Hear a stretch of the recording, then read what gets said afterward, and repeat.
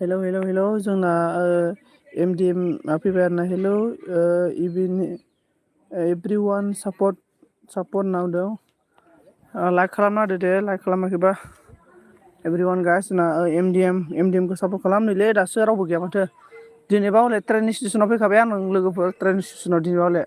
Net बुहुद problem जाबाय थायोना टावार गुदियावनो आरोना एबारबा ओमफ्राय सोर सोर दं दे कमेन्ट खालामना होदो फ्रेन्ड्सनिब्ला लाइक डान थेंक इउ सो माच फ्रेन्ड्स बोलो कैसे है क्या कर रहा है थोड़ा बोलो लाइक होबाय okay thank you so much like होनायनि थाखाय कमेन्ट कीजिए कमेन्ट एवरीवन गाइस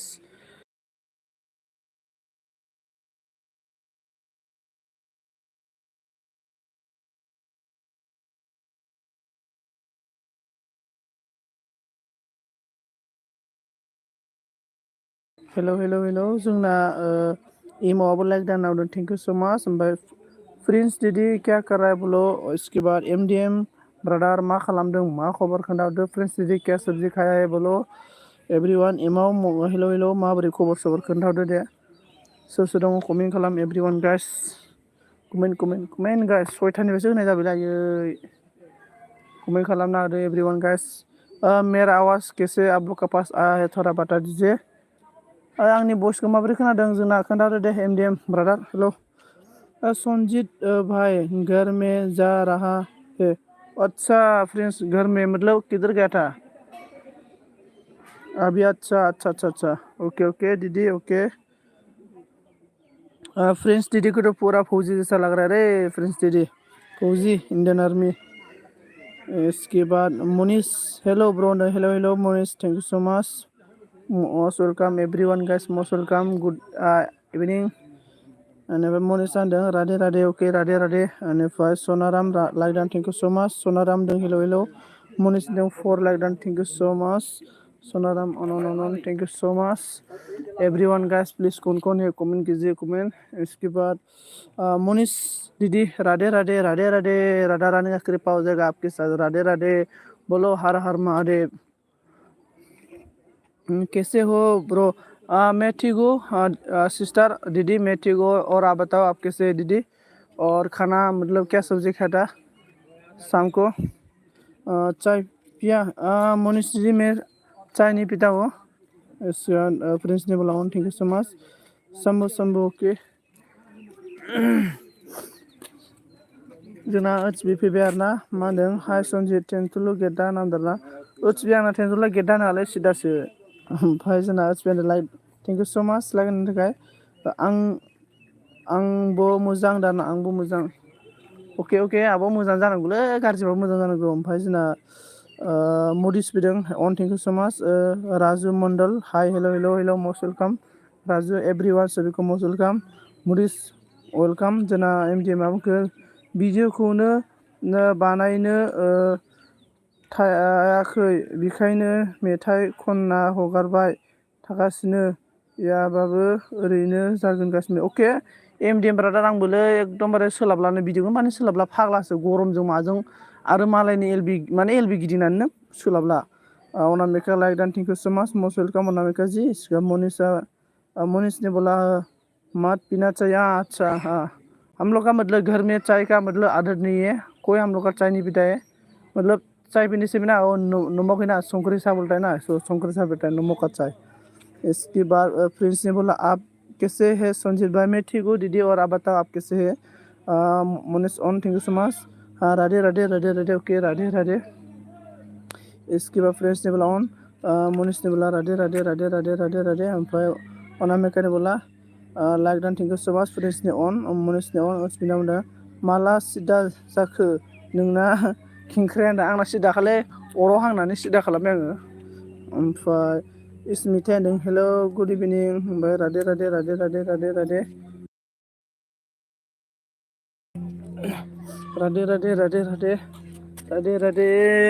बेनिफ्राय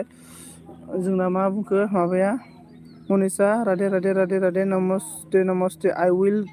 call you late bye good night विजम ओके मनिष अनामिका आं अनल' अके मनिष राधे मनिषा नों HB फैबाय नोंबो नोंलै HB आंनो दख'ना नांगौमोनलै HB राधे राधे राधे राधे अनामिकानो नानिखौ लायनांगौ आगै सना अके अके मनेस अनन thank U Radhe Radhe Radhe Radhe MD मादों मोजां खोनादों ब्र' आदसा मोजां खोनादों आदसा थेंक इउ नेट गोनाङाव टावार गुदियाव फैखाबाय दे आङो लोगोफोर टावार गुदियाव दङ आं दिनै बावले मनेस राम राम राम राम राम राम ओमफ्राय मनेसनि बोला हा हा संख्रै सां आं अनल' अके मनिस नांदों राधे राधे राधे बिनो मनिस ब्र' हमदों मनिसा राधे राधे राधे राधे राधे राधे राधे राधे सुरबिया हाय ओमफ्राय अनन राम राम राम राम राधे राधे दीदी राधे राधे राधा रानी का कृपा हो जाएगा आपके साथ फुल 100% राधा रानी जरूर आपको सपोर्ट करेगा दीदी इसमें हाय हाय राजू मंडली क्यों हंस रहा है चाह ही नमक चाहिए हाँ चाय नमक का चाय मतलब कड़क चाय कड़क इसके बाद राजू मंडल जी ज्वाइनिंग प्लीज बोल रहा है राजू देखो आपको बुला रहा है सुरभि पटेल ने राजू जी सुरभि यो बोला हम लोग का सुरभि ने मुडिस ऑन थैंक यू सो मच मुडिस ब्रो ओमफ्राय मुडिस ब्रो बोरै खबर सबरा मुडिस माथो रावबो मोनलाब्रा मुडिस मुझे गर्लफ्रेंड चाहिए था रे दोस्तों एक भी गर्लफ्रेंड नहीं मिल रहा है और बी ऑन मुडिस ऑन ओमफ्राय जोंना मनीष राधे राधे राधे उसबी ऑन राधे राधे राधे राधे सुरभि ने बोला साइली दी क्या नहीं आया मालूम नहीं साइली को मनीष सुरभि सिस्टर मैं भी आपको ज्वाइनिंग किया है बोल रहा है सुरभि पटेल आपको मनीष दीदी ने ज्वाइनिंग किया है और दीदी को भी बैक कर दो इसके बाद हम लोग का राधे राधे बोला एमडी अन जोंना स्मिथाय मा होनदों उरलिल' गांफै दख'नाखौ सन्जितआ उरलिय' लांफै दख'नाखौ सन्जित बबे जायगायाव उरलिय' दंब्रा स्मिथा ओइ उर्चिमायानो दख'ना दाखायो सुरभिने बोला आच्छा मनि सिस्टार बोला उर्चिमाया सन्जित मा दख'ना नांगौ मोनलाय आलु दख'नाखौ फाग्ला दाना माबा माखौ नांगौमोनलाय आलु दख'ना ओइचपि ब्र' आंनो माबासो नांगौ जारें गाबनि फान्थाव गाबनि दख'नाखौ नांगौ आरो ना ओमफ्राय सुरभिनि यो राजुनि अन थेंक इउ ओइचपि मुडिसनो बोला सन्जित मुडिसनो बोला आंबो मोनाखैलै दाबो गार्लफ्रेन्ड सन्जित दा अके सुरभिने बोला साइली दी आपकी क्यों कौन है संजय जी साइली दी आपकी कौन है संजय साइली मेरा कुछ भी नहीं होता है साइली मेरा गुड फ्रेंड है मैं आसाम से और साइली तो त्रिपुरा से ना साइली मतलब मेरा फ्रेंड है मतलब मैं साइली मुझे सपोर्ट करता है मैं भी साइली को सपोर्ट करता है ऐसा मतलब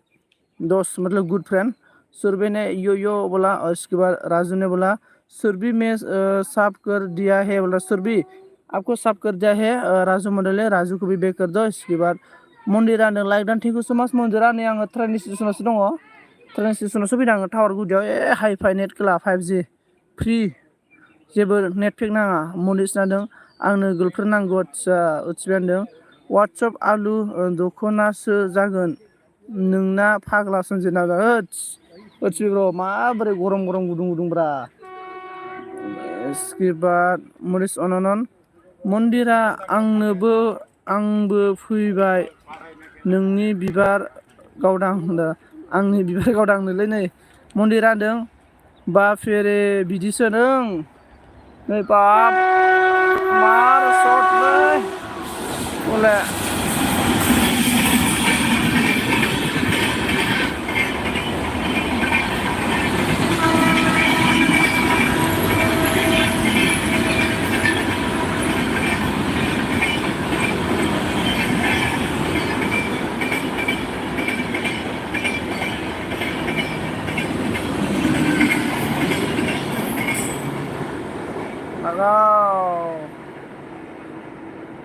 ओमफ्राय जोंना मा होनगोन मन्दिरा आंबो फैबाय होनदों मन्दिरा बा बेरे बिदिसो होनदों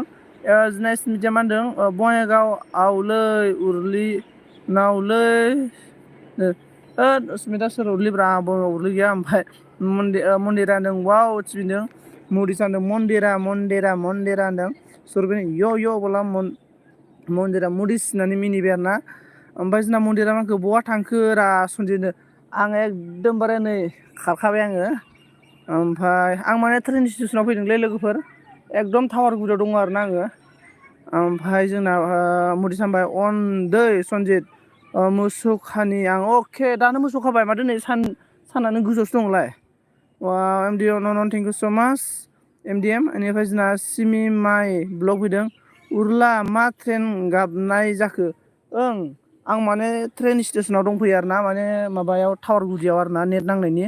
सुरभिनो राधे राधे मुलि सानदों तामिलनाडु थांनोसै नामा सोंदों तामिलनाडु थांनोसै हम लोग का सुबह आ गया हेलो भाई कैसे है भाई मैं ठीक हूँ दीदी सिस्टर सुबी दीदी मोस्ट वेलकम आपको मेरा में स्वागत है सिमी मोस्ट वेलकम एवरी वन सभी को मोस्ट वेलकम बेनिफ्राय जोंना स्मिथिया मिनिबाय आरोना टिक्स सुभाष ने बोला हेलो माय फ्रेंड हाउ आर यू बोला आई एम फाइन ब्रदर और आप कैसे है और आपको मोस्ट वेलकम सुबह ने बोला like and thank you so much max लाने हेलो हेलो उसिबानदों मन्दिरा दे जोंहा सनजितनि दखानिफ्राय लानाय आंनि नै बेखौ लादो बा हादबायलै मन्दिरा हिन्जाव लाना खारबाय नामा आसोल ओंलै हिन्जाव लाना खारनो नागिरगासिनो आङो ओमफ्राय मिथाइ होनदों सना गुड मर्निं मेक्सेल बा सना होनलायबाय नै हम लोग सुभाष ने बोला I am new friend and you live नहीं टीच मैं आपसे ओल्ड फ्रेंड है मतलब आपसे पहले से मैं फ्रेंड हूँ इसके बाद मोरिस ने बोला लाखाबाय उचबिंदारा लाखाबायनो ओमफ्राय जोंना आप ठीक हो ठीक है हो गुड अच्छा हाँ दीदी मैं ठीक हूँ ओमफ्राय मा होनदों मन्दिरा अके नारना अके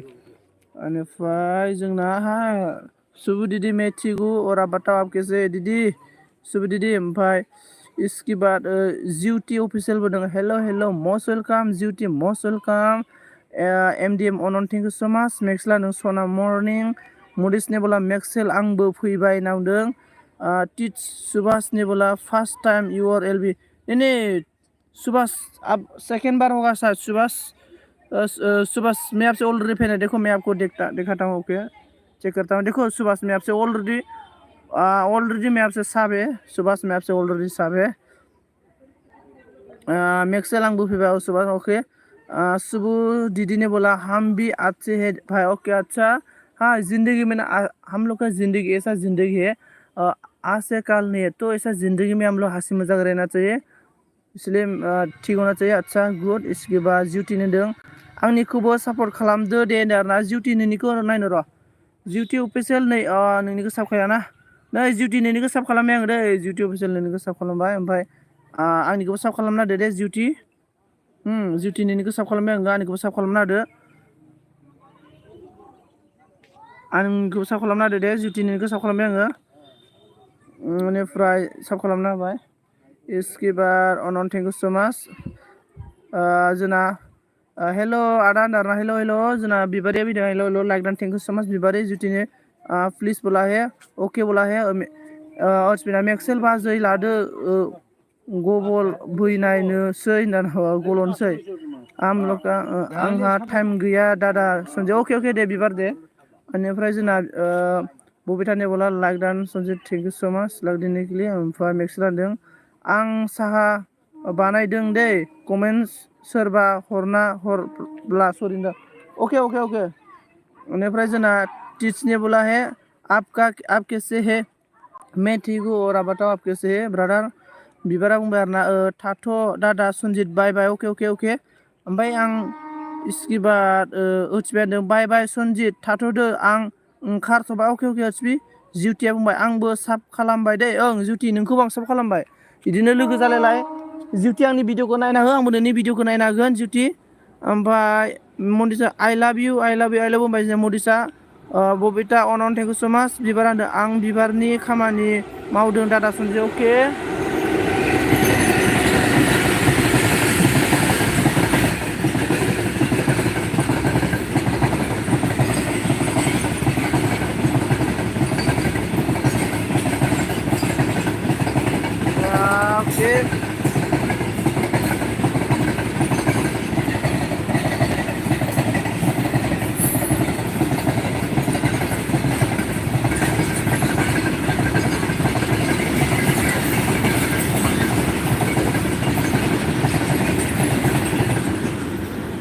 अके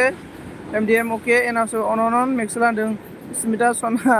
बहा होनदों जोंना स्मिथानि बोला जिउटि आंबो साब खालामबाय दे होनदों सुरभिनि बोला nice LB thank you so माच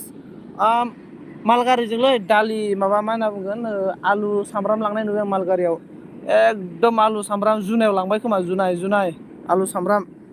बेनिफ्राय जोंना जिउटि आंखौबो सापर्ट खालामदों जिउटि कमेन्ट खालामदो ब्लु नांगौबा ब्लु होगोन आङो ओमफ्राय सुबुदिदिनो थेंक इउ स' माच आं बिबारनि खामानि मावदों अके दे बिबारनि खामानि माव अके एमडि मोनदों टिक्स सुभाष जयनिं हो जा अके मे रिटार्न करे बोले अके nice LB thank you so' माच बेनिफ्राय दं सना मेक्सेल दं मेक्सेलाबो आंखौ ओत्सबि नोंखौनो लानोसै माथो रावबो मोनला नों दख'नाल' गानदो नामदारना ओत्सबि दख'नाल' गाननांसिगौनो मेक्सेला लानोसैनो नोंखौ इसकि बाद मेक्सेलनि बोला मा खालामदों स्मिथा होनना बुंदों फुजा मा होनदों बसुमतारी आब'आ मा होनदों हाय मा खालामदों आगै होनदों नै आब' आङो एलबि होदों माने आङो टाउनाव दंफैयो आरोना स्टेसन खाथियाव स्टेसन साइडआव दङ माबायाव आरोना टावार गुदियाव आरोना एकदमबारे हाइ फाइ टावार नांखादों आरोना दिनै बेनिफ्राय जोंना मा बुंखो एमडिएम अनन थेंक इउ सो माच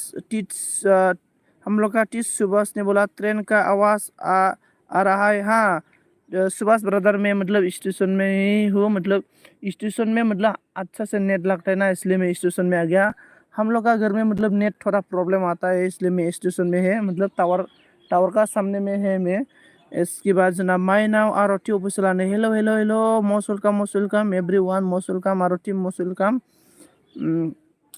अट' सलायनो आरती ब्र खोन्थाहरदो दे स्मिथाया मा होनदों दंथ'यो सना मेक्सेल होनदों फुजाया नों होनदों आरोना मेक्सेल होनदों न'आवनो ना मा स्मिथा होनदों ब्लु होलाय दं अके आदसा मेक्सेलनो ब्लु होनो ओमफ्राय सोर दं एभ्रिवान दे कमेन्ट खालामना हो कमेन्ट एभ्रिवान कमेन्ट ओमफ्राय ब्लु होला अके ब्लु होबाय मेक्सेल आं गोरिबानो हेल' आदै हेल' गोरिब र' हेल' मस्ट वेलकाम गोरिब र' मा खालामदों खोन्थाहरदो दे नाथुरफोर नांगोना नाङाखै आं बिराद नाथुर गोलाव जानोलै नाथुरखौ फ्राय एवनानै एकदमबारे गोजा बियार गारदावलायनाय लोंनो लुगैदोंलां आं गोरिब नोंजों सुबु ने टू दिया है सुबु मोस्ट वेलकम सुबु दीदी बोलो क्या कर रहा है सुबु लाइक डान आदै थैंक यू सो मच गरीब ब्रो थैंक यू एमडी मा ऑन thank you so much Surabhi हम लोग का सुबु ने बोला comment thank you so much Subu दीदी मुझे इतना सपोर्ट करने के लिए आप सुबु दीदी ने मुझे भाई समझ के मुझे सपोर्ट कर रहा है थैंक यू सो मच दीदी बेनिफ्राय हिन्जाव ओंखारदोंना ओंखाराखै नारा माथो स्टेसनाव सिख्लाफोरखौ नुवाखै आं दाथो सेंग्राफोरा बालन्दा गोजा ओइ सासे सिख्ला फट' खेबजागासिनो आरोना बेनिफ्राय गुड मर्निं सना आंनि गोरिब नामदों आरती माइनाव अनन थेंक इउ सो माच जोंना एनहाउस बानदों ब्लु होनानै बोखारफिनबा WT खमायो होनलाय सनजित ब्लु होनानै बोखारबा WT खमायो होनलाय ओइ आं मिथिया बिदि खमाया खोमा माबोरैलाय खमायलाबायनांगौ आंना खमायालै आं ब्लु होयो आं ब्लु होनाय लोगो लोगो आं बोखारफिनखायो ओमफ्राय नै होनोसैलाय फुल लाना आदसा गोरिब र' खोन्थाहरलाय नै एन हाउस एबा माबा सोंदों बेनिफ्राय सुबु हेल' नामदारना गोरिबा होनदों स्मिथा सनालै नामदों जोंना सुबुआ मा बुंखो यू आर वेलकाम बाय अके अच्छा दीदी थैंक यू सो मच दीदी जरूर अमेरिका घूमने जाएगा रे दीदी में एक दिन जरूर अमेरिका मरने से पहले इसके बाद अमेरिका जाएगा बेनिफ्राय मडिस नामदों एन हाउस आइ फैदों आंना नामदारना टीचा होनदों कीप सपोर्टिंग बोल रहा है हाँ एवरीवन गाइस देखो हम लोग का टीच सुभाष को सपोर्ट कीजिए एवरीवन गाइस सुभाष ने आप सभी को बैक कर देगा टेंशन लेना नहीं चाहिए माय नावा ऑन गोरिबा होनदों दुखु जाबाय आरोना जोंना एबिया मा होनदों 15 लाइक दानदों थेंक इउ सो माच सिमि माया मा होनदों माथो दावरावथार नामदारना ओंलै दावरावथार आं माने स्टेसनाव दङना आङो नेट गोनां जायगायावनो दावराव जादों माइनावा होनदों माजों सोलाखो आंना सोलानायाना दालिसोमोन बेनिफ्राय माबा आरोना मा होनना बुङो सबाय बिमा फाजामोन आरोना बेनिफ्राय माबाया दाउ मा होनो सबाय बिमाजों माबामोनलै दाउजोंमोन सबाय बिमाजों दाउ लकेलजों बेनिफ्राय दालिजों खुमब्रामोनलै। ओमफ्राय जोंना मेक्सेला मा होनदों सुबु केन आइ जयनिं विल इउ होनना बुंदों सुबु देखो आपको मेक्सेल ने ज्वाइनिंग करने के लिए बोल रहा है। ओमफ्राय स्मिता ने होनदों सना आं गोरिब नादों। मरिस अननन पुर्निमा होनदों मा ओंख्रि जाया आगै होनना बुंदों। ओंख्रि खोन्थाखाबाय आं दानि दालिसोमोन होननानै दाउ भाजा। ओमफ्राय एबिया अन थेंक इउ सो माच सुबुआ मा होनदों मेक्सेल बादा मादा येस माय फ्रेन्ड होनना बुंदों। आं गोरिबा होनदों नाथुर हदोंमोन दिनै 10 केजि लाखिखादों साननै जोंना आदसा बा 10 केजि बारा जानाङालै नाथुरखौ। ओमफ्राय माइनावा बुंबाय 14 लाख दान थेंक इउ सो माच एन हाउसआ मा होनदों मडिस आफा होनना बुंदों गोरिबा सोर मा सोंदों होनना बुंदों माबा मा होनो ब्लु होनानै ब्लु बोखारफिनबाथाय WT दानो नामा होनना सोंहरदों इनि एन हाउसबा गोरिब ब्र'। एबिया मा बुंखो मेक्सेल आइ लाभ इउ नोंलै हौवाजों हौवानो गुलु गुलु नामा हिनजावफोरखौथ' मोनखाला। मडिसा मा होनखो मा ओंख्रि जाया दहाय एन हाउस आइ होनदों टिचने बोला है नाश्ता हो गया क्या ब्रदर बोला हाँ मेरा नाश्ता मतलब हो गया। इसके बाद मा ओंख्रि जाया दहाय एन हाउस आइ होनदों आदसा ओमफ्राय एन मादै खमाव बोखारब्रा WT दाना मादै होनना बुंदों। एबियानो अन ओमफ्राय माइनावा बुंबाय जयनिं मि प्लिज गाइस मोन होनना बुंदों। मेक्सेला बुंदों हाय सुबि साबधान प्लिज कमेन्ट चेक एन्ड साब बेक मि होनना बुंदों। सुदेमस्रि गयारा मा होनो निउ साबसक्राइबार जाबाय आंखौबो खालामदो अके। सुदेमस्रि गयारि नोंखौ साब खालामगोन आं आंनि कमेन्ट सुदेमस्रि नै नोंखौ साब खालामना होबाय आङो नै। ओमफ्राय नोंबो आंखौ आंनि भिडिअ नायना होबानो जाबाय आंबो नोंखौ साब खालामबाय दै। बेनिफ्राय जोंना अबेसो मोनखोमोनलाय नै अनन थेंक इउ सो माच आइ लाभ इउ टु एबि सना होनदों माइनावा हाय सुबु होनदों एबिया अन मेक्सेल अन नाथुर ओंख्रिल'खा जोंना आदसा हा हिट जाबायलै सनजित ब्लु हो होननानै आदसा हिट जाबाय ने हिट जालांगोन बेनिफ्राय थेंक इउ आगै गोरिब होनना बुंदों। मेक्सेला मा बुंखो गुड मर्निं आइ होनना बुंदों गोरिबा मा होनदों एन मादै रोङा होनना बुंदों। एबिया बुंदों आं गोरिब बैनाय नोम्ब'आ मोजां ना होनना बुंदों। प्रान्जा जै मैसो हारिनि एन हाउस हाय होनना बुंदों जोंना माइनावा। एन हाउसआ मा होनदों उल्था फरायग्रा साला सनजिना मिनिबाय आरो ना आं माने मानसियानो एसे उल्था मडेललै मिथियोना। मडिसा मा होनदों आं गोरिब नाथुर जानो लुबैदोंमोनलै होनदों संगि लाइक दान थेंक इउ सो माच संगि लाइक होनायनि थाखाय। ओमफ्राय जोंना आं गोरिबा मा बुंदों स्मिथा बिमालै होनना बुंबाय। ओमफ्राय टिटसा जोंना अन होनना बुंदों गोरिबा स्मिथा बिमालै होनना बुंदों टिटसा अन सुबु sister on thank you so माच संगिने बोला 16 लाइक दान थेंक इउ सो माच। एबिया बुंबाय सनजित उफाय गैया खेला हिनजावफोरखौ बुंबा दाय जायो ओंलै हिनजावफोरखौ आरो नों फैसा गैयाबा हिनजावखौ बहा मोननो बेखायनो हौवाजों हौवानो गुलु गुलु नामा। ओमफ्राय एमडिया मा होनदों ब्लु होलाय सानैसो गोदान नुदों अके एमडिएम नोंनो ब्लु होना होबाय आङो। ओमफ्राय जोंना मडिस आदै फै आन्द्रायाव नांदों आन्द्रायाव बेरायनांसिगोनलै। ओमफ्राय फुजा सना दे जयनिं खालामदो होनना बुंदों नै मेक्सेला। एन हाउसआ मा होनदों माइनाव हेलौ आगै होनना बुंदों मेक्सेला नों फुजा होननानै हादरबाय। सुदेमस्रि गयारिया मा होनखो जागोन होनना बुंदों जोंना गयारिजों गयारि एसे अनलायनाया बुरजा जानांगौ जोंना आब'। ओमफ्राय एबिया अन ओमफ्राय सांगियानो मिनिलाबायबाय आरो ना एकदमबारे सांगिया मालाय मन' जानायखाय बुहुत खुसिलै मालाय। ओमफ्राय मडिसा मा होनखो थांगोन र' आं गोरिब होनना बुंदों। मेक्सेला बुंदों फुजा सना रेसपेक्ट मि होनना बुंदों फुजा सना नै रेसपेक्ट नांगौनो मेक्सेलनो। एबिया बुंदों सांगि सं मा खबरलै होनना बुंदों आरो ना। ओमफ्राय जोंना सांगि सना होनो मेक्सेलाबो। ओमफ्राय गोरिबा मा होनदों बियार मोनथाम आरो फुल मोननै लाबोनोसै आदैनो बाबारे दे लोंबाय था बाबारे। ओमफ्राय हाखराव गलांनो नाङालै माबायाव फुख्रियाव। सांगिया होनदों এবि मोजां होनदों। प्रानजितआ मा बुंखो जोंना सनजित आंनि हिनजाव फैदोंमोन नामालै ओं फैदोंमोन माबा मा होनना बुंगोन एसे हाग्रा साफा खालामदोंनो। मडिसा मा होनखो जै मैसो हारिनि सनजित जै मैसो हारिनिलै मैसो हारिनि हिनजावसो लानांगौ। ओमफ्राय एबिया सांगि अनदार ना मैसो हारिनि हिनजाव लाबाथाय गांनाय उखैनाया सुफुंजोबजायो आरो ना आउट मैसो हारिनि अनगायै गुबुन माने हारिनि हिनजाव लाबाथाय गांनाय सुफुंनाया आद्रा जागोन दै सेंग्राफोर। ओमफ्राय जोंना मेक्सेला होनदों थांबाय नों ना प्रानजित होनदों सांगिया नै मेक्सेलनो बिबार हरबाय 3 गाहाम। ओमफ्राय स्मिथआ मा बुंदों जोंहा उरलिजों आंजों खामानियाव थांनोसै दे सनजित दे सना सनजित बायना दे स्मिथा दे थेंक इउ स' माच। प्रानजितआ मेक्सेल थांबाय नामा होनना मिनिबाय। मेक्सेला होनदों गुलाब हरनाय माने गोसो थोनाय सांगि नों गुलाबा गोसो थोनायखौसो फोरमायखायो। ओमफ्राय जोंना गोरिबा होनदों हिनजाव नाङालै आंनाव फैसा दंखायोना हिनजाव नांसैलै आदसा जोंना नायदोआ हेलौ दाना जोंना सांगिया मिनिबाय माइनावा होनदों मेक्सेल ब्लक हाय जयनिं होनना दानानै बेनिफ्राय मेक्सेला होनदों फुजा खारबाय नामा होनदों खारबायदां माय नायदोआ अन मेक्सेला मिनिबाय जोंनानै सांगिया मेक्सेल होननानै नायदो अन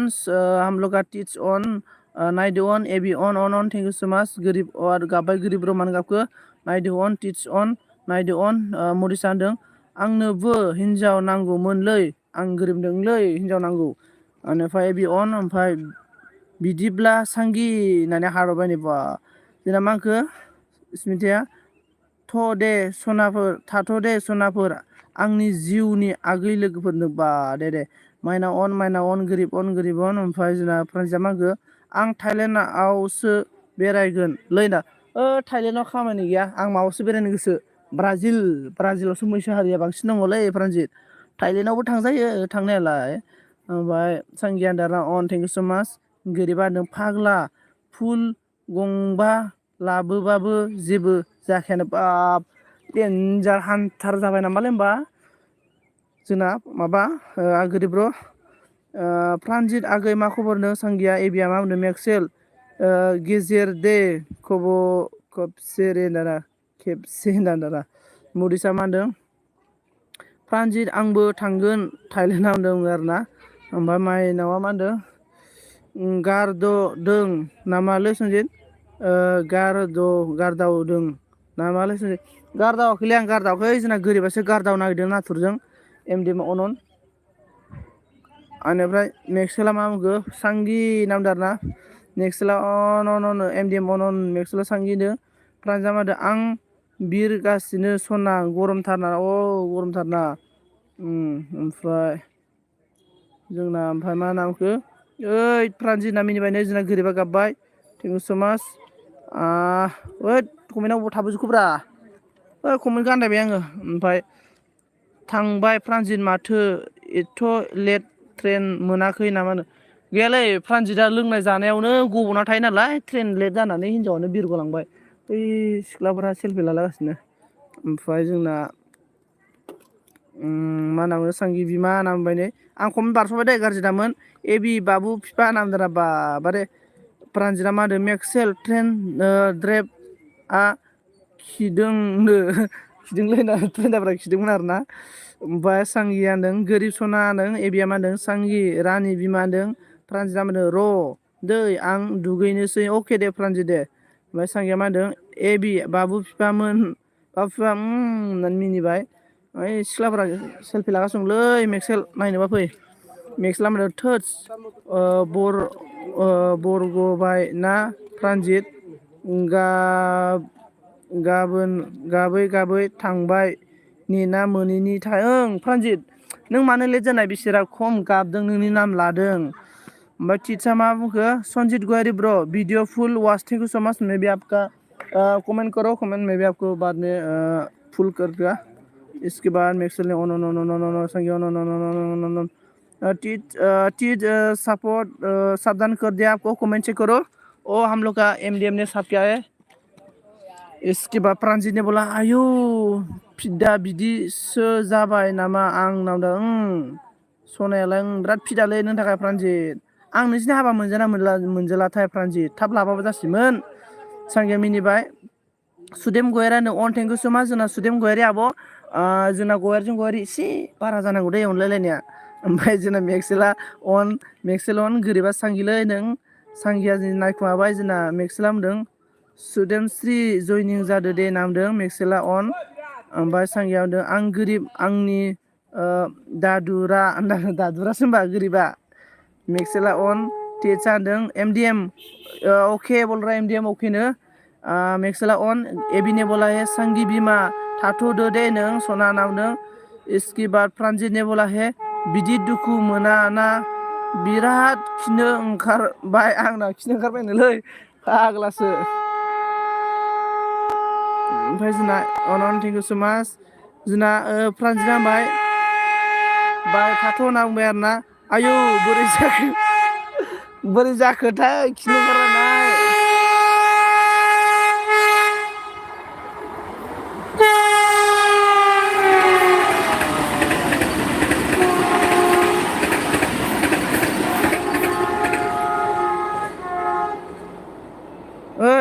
बाय अके बेनिफ्राय जोंना आयु बोरै जाखो होनदों एसएमआबो आंखौ लांफैदोसो नै नोंसिनि खाथियावनो दं आङो ओमफ्राय मेक्सेला होनदों अन थेंक इउ सो माच एबिया होनदों सनजित थाथ'दो दै दे बेनिफ्राय जोंना एफएन गरलाय बुजाब फैबाय दाना गरला बुजाब नामा बेनिफ्राय जोंना सांगियानो अके बे सना बायनो दे सांगि मोना मन' जानाय मानसिया एसे बांसिन सापर्ट नांगौब्रा जोंखौ फंबायफोरखौ बेनिफ्राय जोंना एबि खिनो ओंखारबाय ना मा होनना बुंबाय जोंना मेक्सेला ओमफ्राय जोंना प्रान्जितआ मा बुंखो ओइ बिबार फैफिनबाय नामारा ट्रेनजोंलायनो फैयाखै माथो बिबारा दाबो ट्रेना बारग'लांबायसो नामा जोंना सांगिया मा बुंखो गोरिब आंबो लाखाया नोंखौ दादुरा होनबाय एबिया बुंबाय आरोना मेक्सेल थाथ' र' दा फैफिनगोन आंदों अके एबि अके थेंक इउ स' माच एभ्रिवान थेंक इउ बेनिफ्राय जोंना मा बुंखो दे एबि होनना बुंबाय ओमफ्राय जोंना एसए माबा होनदों बबेयाव होनना माबायावब्रा रङियाव दं आङो रङियाव सिख्लाफोर लोगो हमनो फैदोंमोन गैया माथो सिख्लाफोरानो लोगो हमासै माबोरै होननानै खारबायसो एसां दारि जामाव बोराय रायनानैसो खारबाय आरोना बेनिफ्राय जोंना एमडिएमआ बुंबाय सुदेमस्रि गयारि लोगो खालामबाय कमेन्ट चेक अकेनो सुदेमाबो नै सुदेमस्रियाबो नोंखौ लोगो खालामबायनो एमडिएमखौ लोगो खालामफिनदो आं गोरिबा मा होनदों आफा लबिया सांगिया लबियालै बुहुदनो बर'आव लबियाखौ मा बुङो मिथियोना खिबु सेरथे होनना बुङो आरोना ओमफ्राय मेक्सेला बुंबाय नै ट्रेन गाबबाय प्रान्जित गाबखो लोगो हमनोब्ला आरोना ओमफ्राय जोंना सांगिया मा बुंखो गोरिब मानि लबिया जाखो आंलाय नांबाय आरोना राजु हाय अफिसियेलिं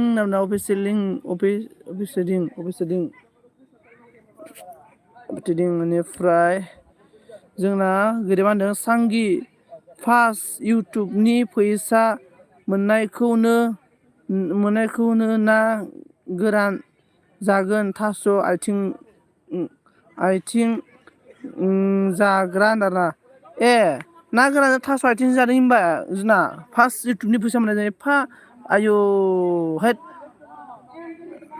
बेनिफ्राय जोंना गोरिबा मिनिबाय ओमफ्राय राजु ने बे हास्राय राजु थेंक इउ सो माच नेक्स्ट ने क्या बोला राजु गरला बुजाब काहा हे तुम लांबाय गरला बुजाब ओमफ्राय जोंना मिसिमा मा बुंखो सकआव थांनि र' होनना दे सकआव थांनि आरोना थां दे ओमफ्राय आं गोरिब ना मिनिबाय आरोना जोंना सांगिया एसां मालाय फिसाया जिबायदि केमेरा हमोमोन फिसायनो जेबो लंपेन्ट माबा पेन गांसेबो बायना होआसै नाब्रा सांगियालाय गावसो मन' जोब्बाय होनबा ओमफ्राय जोंना एमडि मा होनदों एसएम आंनि मेथाइ खननाया मोजां जादोंना होनना सोंदों नै एसएम आब' मेथाइ खननाया मोजां जागोनना जायाखैनो एमडि मा सोंदों ओमफ्राय जोंना मेक्सेला अन गोरिबा मा बुंखो सांगि मिनिदों होननानै मिनिबाय आरोना ओमफ्राय जोंना राजुनि मेक्सेल बलके हास्राहे सनारामा जोंना अन थेंक इउ स' माच अन थानायनि थाखाय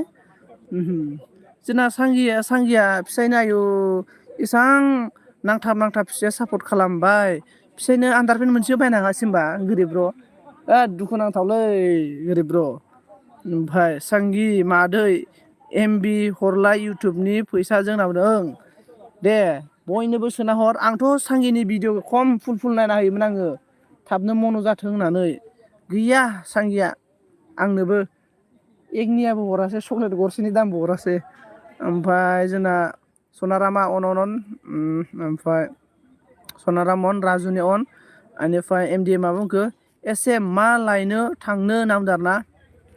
मुडिसा मा होनखो बाय बाय सनजित अके मुडिस अके थेंक इउ स' माच ब्रादार मुडि थेंक इउ बेनिफ्राय सांगिनि बोला हे सनजित जमासो जादों फैसाखौ देनां उन्दु जानो जमासो दोनदों देनां उन्दु जानो आदसा सांगि बहा दोनदोंब्रा खावैनाङोलै हले सांगिनि फैसाखौ किडनेप खालामनांगोन किडनेप राजुनि बोला अन थेंक इउ स' माच अनामिकानि अन थेंक इउ सांगिया मा बुंखो गोरिब ना मिनिबाय आरो ना आं गोरिब ना अनामिका अन साइलिनी बोला है हेलो लाइक डन मोरा संजय हाँ साइली तू लास्ट बाजार में अभी आया इतना अच्छा लड़का टेंटुलू इतना अच्छा टेंटुलू लोग आया था आप अभी लास्ट बाजार में आया है ओमफ्राय जोंना गोरिबा मिनिबाय राजुनि बोला राजुनि भी अन अनामिका ने भी अन है ओमफ्राय कौन है एवरीवन गाइस प्लीज कमेंट कीजिए थोड़ा सपोर्ट कीजिए थोड़ा मतलब मुझे भी भाई सोच के ब्रदर सोच के या कुछ फ्रेंड वगैरह बेस्ट फ्रेंड सोच के मुझे सपोर्ट करो टेंशन लेना नहीं चाहिए दोस्तों मैं भी आप सभी को बैक सपोर्ट करेगा एकदम बड़े चकाचक सपोर्ट करेगा मैं वो ऊपर में दिखाए ना टावर की कसम ले रहा है मैं आप सभी को सपोर्ट करेगा टावर की कसम इसके बाद एयरटेल टावर की कसम रे दोस्तों एयरटेल टावर की कसम मैं सभी को बैक सपोर्ट करेगा टेंशन लेना नहीं चाहिए सालिने बोला तुट्स मोरा सन्जीब बुलके हास्राय गोरिबा मिनिबाय गोरिबनि बे हास्राय अनामिका अन एमडिएम अन अनामिका अन ओमफ्राय सांगिया माने बाय थांनोसै आं साहा फुदुंना लोंनोसै आं साहा मोनलोङाबा माथा खाराब जायो गैला होमबालाय नोंना बैला खर'आ बारा खामानि नंला ना सांगियाबो फैसाफोरखौ दोननोबा आंनो हर आं दोननो हागोन नोंना खर' गाज्रि जाबा नों दोनसनफ्लांबा मोननाय नङाना उनाव बेनिफ्राय अनामिका अन साइलिनो बोला बाय सन्जय हाँ साइली अके thank you so much Saili अनामिकानि अन thank you so much everyone guys please कौन है थोड़ा कमेंट कीजिए सपोर्ट कीजिए सांगी मिनिबाय अनामिकानि बोला अन ऐसला सॉरी काला चुश्रमा है काला चुश्रमा अनामिकानि बोला अन थैंक यू सो मच आइदै मानसि गुदुंब्रा फाखाया खिथुआनो गुदुं मोनलायलायबायलै आंहा लोगोफोर ओइ खराङै थांना फैनांगौ र' बेनिफ्राय सोर दंब्रा कमेन्ट खालामदो दे आदै थाथ'दो गारि सालायनि आं फुल लायनो बा दे गोरिब र' दे गोरिबना खानाय बिरखोलायलै खाथ्रा माबा हिन्दी फिल्मनि एक्टर बायदिसो नुबाय आं दाना गोरिबनि खानाय बिरखोलायनायखौ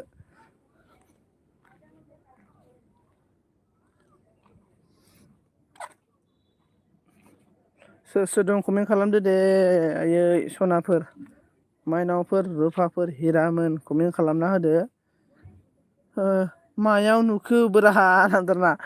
नोंनि भिडिअफोराव नुदों आङो फुख्रि जिंफोराव बा खानाय बिरखोलायोलै खानाय बिरखोस्रिलायो डेन्जार ओमफ्राय आट्रा अबेबा हिन्दी फिल्माव नुदोंला आङो सासे एक्टर दंमोन र' गोदोनि एक्टर आरोना गाजा खानाय बिरखोस्रिलायनाय बायदि नुदों आरोना ओमफ्राय सोर दंब्रा 9 जन गाहामनो कमेन्टबो खालामा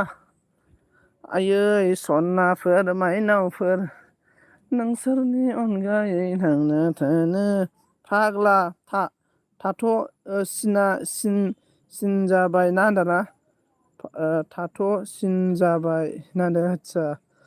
ओमफ्राय जोंना सुदेमस्रि गयरा मादो आं दोनथ'नोसै दै फंबाय ओंखाम संनो नागिरबाय अके दे आब' दे थेंक इउ स' माच आब' रोजा साबायखर थाबाय आंनि बेयाव फैनानै आंखौ सापर्ट खालामफैनो थाखाय ओमफ्राय आब' आंनि भिडिअखौ नायना हो आंनि भिडिअखौ नायनानै कमेन्ट गारना गालां आंबो नोंनि भिडिअखौ फुल नायना होगोन बेनिफ्राय जोंना राजुनि हाई बोला है एमडीएम ने on thank you so much जो पर्सन मुझे सपोर्ट कर रहा है मैं भी आप सभी को बैक सपोर्ट करेगा टेंशन लेना नहीं चाहिए और मेरा सामने टावर है टावर का कसम ले रहा है मैं सभी को दोस्तों लाइन ना लाइन का कसम मैं सभी को लाइन जैसा सपोर्ट करेगा ओमफ्राय इसके बाद कमेंट करो हाँ राजू ने बोला कमेंट बाय थाथ' दे अके गोरिब ब्र' अके थेंक इउ स' माच और एभ्रिवान गाइस सोर दं कमेन्ट खालामना होदो दे आयै सनाफोर टुनटुलु रावबो गैला नामाब्रा आधा घन्टायावनो हुर हुर फैनानै थांजोब्बाय माथो मानसिफोरालाय आधा घंटा में सब आ गया सब चला गया रे 30 मिनट में ये आ गया 30 मिनट में ही चला गया एवरीवन राजू ने on thank you so much comment करने के लिए ऑन होने के लिए thank you on thank you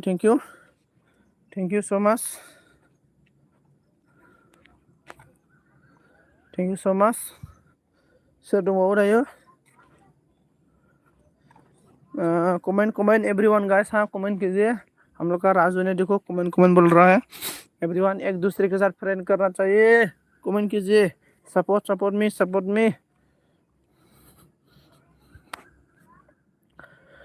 hi guys कौन वीडियो में ऐसा बोलता है हाय गाइस वेलकम टू माय यूट्यूब चैनल कौन ऐसा बोलता है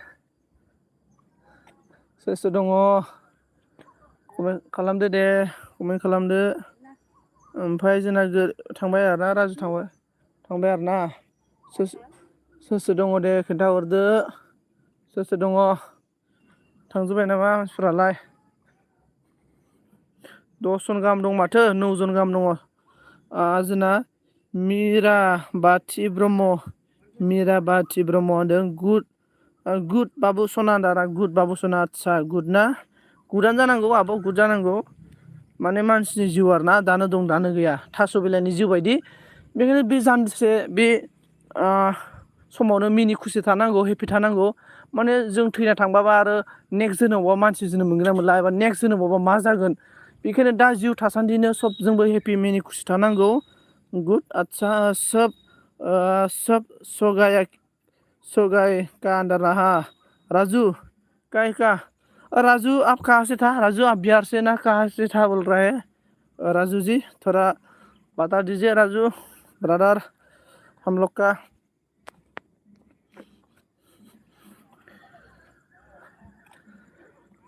कांची रे कांची मेरी रुक जाओ मेरी कांची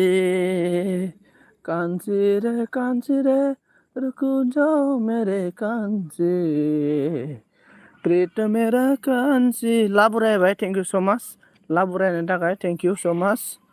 राजू ने कमेंट बोला है राजू जी बोलो थोड़ा मतलब आपका इंट्रोडक्शन दीजिए मुझे भी क्योंकि बाद में मतलब कोई मिल जाएगा ना रास्ता वगैरह में कोई घूमने जाएगा तो मिलेगा ना तो हम आसान हो जाएगा मतलब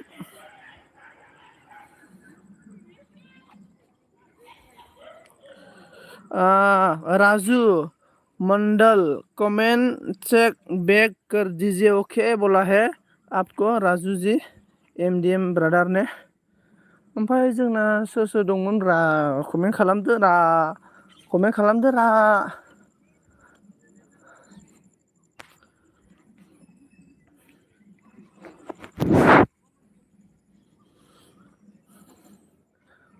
खालामदो रा माबायसा बार सिउ बारना होबा जासैलै बादालिया बार सिउ बारना होबा जासैलै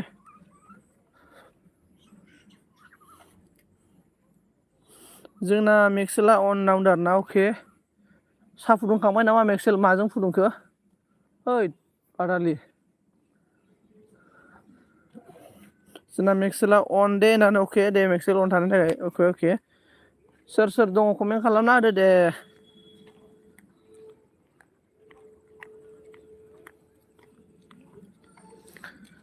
बैसागोआ सफैलायबाय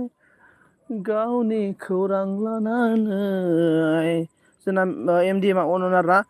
MDM ब्र बोरै खबर सबर MDM ब्र दे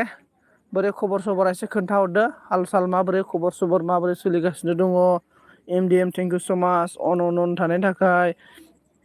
MDM मा ओंख्रि जानायमोन बोरै खबर सबरा माबोरै सोलिगासिनो दामानि खामानि दामानि माबोरै सोलिदों एसे लागावना होदो MDM ब्र ओमफ्राय MDM ब्र नोंनिया मेथाइ खननायाथ' हिटआनो जादों ब्र हिट मोजानो लागाव ब्र लागायना होबाय था मेथाइ खननाया एसे मोजां जादों आं नायदोंथ' ब्र नोंनि मेथाइ खननायखौ लागायना हो सनजित ने बोला साइली सनजित मैं इतना बुरा कौन क्या बताओ संजीत में इतना बुरा हो क्या बताओ और शैली शैली आपको कौन बोला है बुरा बोल के आप बुरा नहीं तो शैली कौन बोला आपको बुरा बुरा नहीं बोला ना मैक्सेल बोल के रो रहा है शैली ने शैली बोलो क्या कर रहा है हेलो हेलो शैली शैली शैली सिस्टर बोलो खाना खाया कि नहीं खाया और हाल चाल कैसा है क्या कर रहा है आज पूरा दिन में क्या किया और किस किस के एल्बम में घुमा है खाना पीना क्या खाया है बोलो क्या कर रहा है कुछ बता दो शैली थोड़ा बता दो शैली मैं बोला है ना शैली देखो मेरा सामने अभी क्या बोला टावर है ना मेरा सामने अभी टावर है टावर का कसम लेके बोल रहा हूँ मैं शैली आपको बोलो क्या बात है मैक्सेलामा शैली मैं खा रहा हूँ मैं खा रहा हूँ हाँ शैली मैक्सेल ने खा रहा है क्या खा रहा है मालूम नहीं कुछ खा रहा है शैली मैक्सेल ने शैली ने बोला है सबसे ज़्यादा तू मेरी को रुलाता है संजय बोला हाँ शैली मैं क्यों रुलाएगा रे तेरे को शैली तू शैली तू इतना दूर में हूँ मैं इतना दूर में क्यों रुलाएगा मैं शैली तेरे को शैली आओ आओ आओ शैली आओ आओ आओ क्या हो गया रे शैली आओ आओ आओ शैली आओ आओ ओए मैक्सवेल ब्रो शैली को दूध खिलाओ दूध आओ आओ शैली आओ आओ ओमफ्राय जोंना एमडि माबाखौ मिउजिकखौनो होनाय थानोसै मिउजिकखौनो होबाय थानोसै आदसा अके मैक्सेल ब्र मैक्सेलसो लांबाय एमडिएम ब्र मिउजिकखौनो होबाय था लागावबाय था मोजां आरो बरिया खोनादों मिउजिकआ ओमफ्राय साइलिया मा होनदों मेरी खामार दर है कमर कमर ओ साइली कमर दर क्या क्यों क्या कैसे हो गया कौन सा काम करके कमर दर्द हो गया रे साइली बोलो क्या हस्बैंड ने मारा है क्या साइली बोलो बोलो क्या हो गया ओमफ्राय देखा मैक्सेल संजीत को मेरा बारे क्या बोलता है मेरा बारे में क्या बोलता है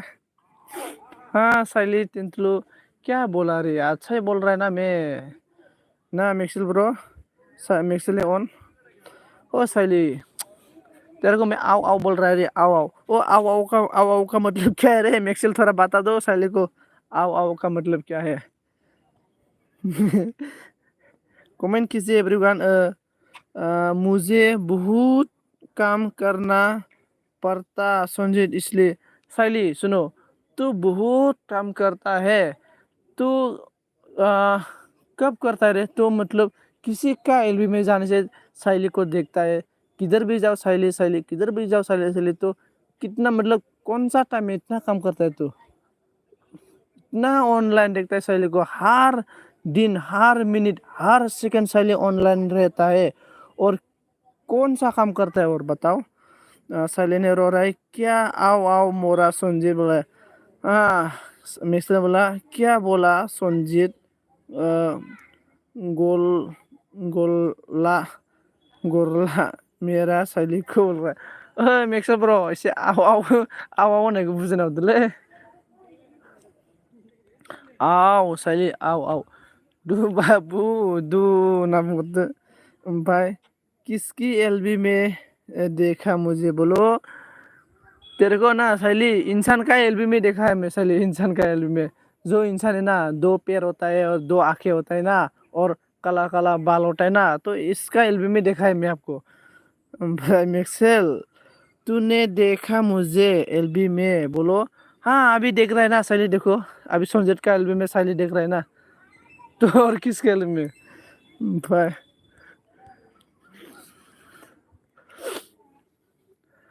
आयदै गुरुदेव कालिचरन ब्रह्म मा जाबावगोनलै कमेंट कीजिए देखो साइली सिस्टर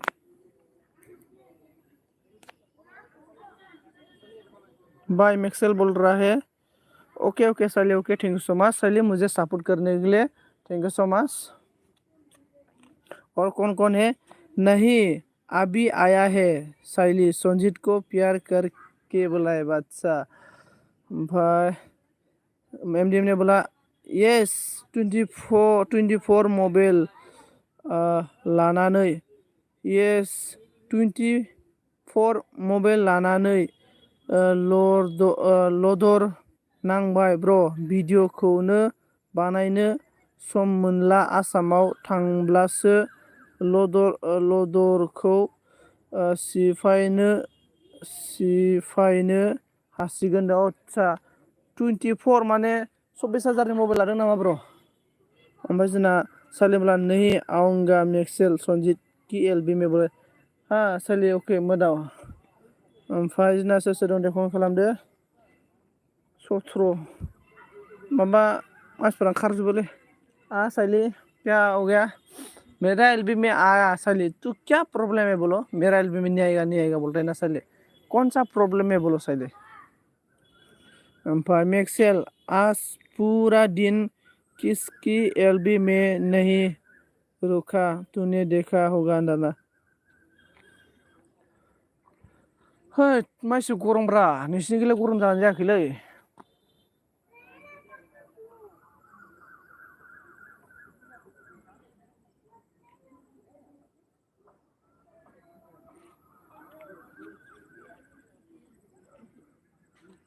बेनिफ्राय जोंना साइली ने क्या बोला? मंदिरा की एलबी में भी नहीं रखा, तूने देखा होगा ना बुंदों। एमडीएम ना बुंदों RS 7999S 24 गेलेक्सि आदसा सामसुं लादों नामा होमबा? बेनिफ्राय जोंना मेक्सेला मा बुंखो? मेरा साइली कुछ मत बोलो संजीत, मेरा प्यार है बोल रहा है। अच्छा अच्छा अच्छा। भाई मेक्सेल बोल रहा है हाँ साइली सुनो साइली, मेक्सेल ना बहुत अच्छा लड़का है साइली, मेक्सेल ना रोज नहाता है, रोज मतलब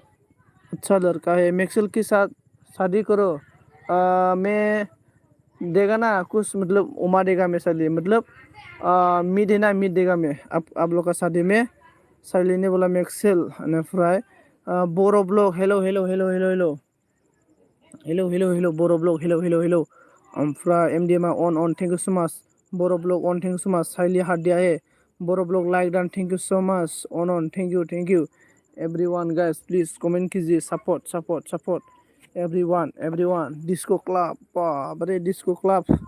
मुझे कोई प्रॉब्लम नहीं है तेरी एलबी में, तेरी को प्रॉब्लम है मेरी से मोरा संजय। अरे साइली मोरा में क्यों प्रॉब्लम होगा? मेरा भी कोई प्रॉब्लम नहीं साइली। तू साइली आके रोता है, अकेला अकेला रोता है साइली ने। साइली ना साइली कुछ प्रॉब्लम नहीं है मेरा भी। साइली तू मेरा एलबी में आके अकेला अकेला रोता है मोरा साइली।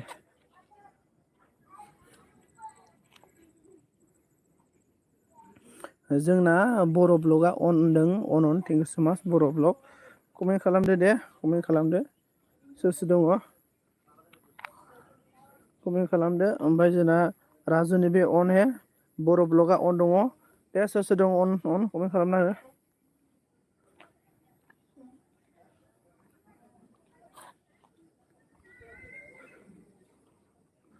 सोर सोर दङ कमेन्ट खालामना होदो दे।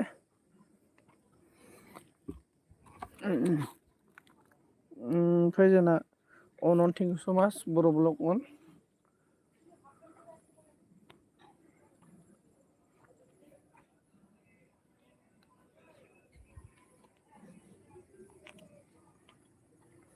इसके बाद साइली ने बोला है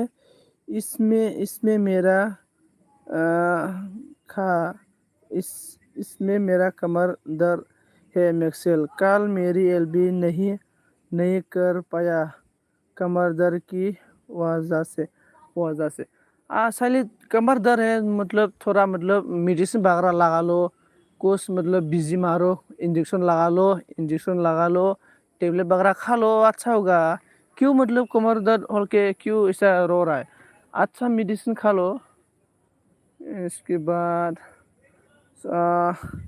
बिबर'आ हार्ट हरबाय हार्ट थेंक इउ हरबाय बिबर अन थेंक इउ माबा बिबर'सो लांबाय बर' ब्लग थेंक इउ बर' ब्लग ओमफ्राय जोंना साइलिने बुंबाय तू मेरी को उल्टा पुल्टा बोलता है संजय इसलिए बोला अच्छा साइली चलो आज से साइली में एकदम बारे सीधा सीधा बोलेगा उल्टा पुल्टा नहीं बोलेगा करेक्ट सीधा बोलेगा नेक्स्ट मा बुंदों मोरा संजीत मेरा कमेंट क्यों छोड़ रहा है अरे मैक्सवेल आपका कमेंट छोड़ नहीं रहा है ना ऑन है ना मैक्सवेल ऑन ऑन हाँ मैक्सवेल तेरा कमेंट पर क्या रह रहे ऑन है ऑन मैक्सवेल ओमफ्राय बी बर' ब्लग ऑन बर' ब्लग हारबाय राजू ने बोला साइली साफ कर दिया हूँ हाँ साइली आपको हम लोग का मंडल भाई ने साफ किया है मंडल ब्रदर को बैग साफ कर दो साइली इसकी बात आके आके साइली ने बोला है बर' ब्लग ऑन साइली ने बोला हाँ सीधा सीधा बोलो मोरा सुन हाँ साइली एकदम बोले खरा खरा बोलेगा आज से मैं साइली को खरा खरा बात बोलेगा सीधा सीधा मतलब ओमफ्राय एमडि मा बुंबाय बर' ब्लग ऐसा आंनि भिडिअखौ नायना होलायदो आंबो नायना होगोन ब्र बर' ब्लग नामदों आरोना ओं लोगोफोर भिडिअ नायलायलाय आंबो नायना होयो आंनिखौबो नाय जायनो आंनि भिडिअ नायना कमेन्ट खालामो आंबो बेनिखौ बेग होखायो ओमफ्राय जोंना मेक्सेला मा बुंखो राजुआ मा होनदों मेक्सेल बा बल्टा है होनदों आरोना मेक्सेल बल्टा होनदों मेक्सेला राजु होनदों आरोना बेनिफ्राय जोंना साइलिया ना केवला देखा मेक्सेल संजीत को मेरी फेस देख ना अभी पसंद नहीं है उसे नाम इसके बाद साइली ने बोला है मैक्सेल संजीत बदल गया हाँ साइली जिन मतलब देखो दिन भी काल सब बदलता रहता ना तो मैं भी तो बदलना पड़ेगा इसके बाद जोंना नै जन लाइक दान गुमैदो थेंक इउ सो माच बैनाय लाइक दान होबाय थेंक इउ सो माच रोजा रोजा साबायखर बैनाय सापर्ट खालामफैनायनि थाखाय ओमफ्राय जोंना आंहा दासोलै गुमै जेबो नङा बोरै खबरा गुमैदो आरोना खबराथ' दङ थिगानो दङ बैनाय नोंना खबरा माबोरै खोन्थाहरदो दे बैनाय खबरा नोंना माबोरै बेनिफ्राय खबर सबर माबोरै थेंक इउ सो माच बोरे भाई साइली ने रो रहा है साइली क्यों रो रहा है मैं आपको सीधा सीधा बोल रहा है ना अभी और अभी रोने का टाइम है क्या साइली सीधा सीधा बोल रहा है मैं भाई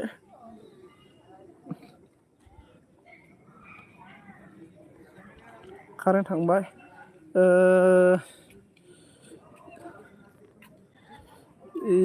ये सब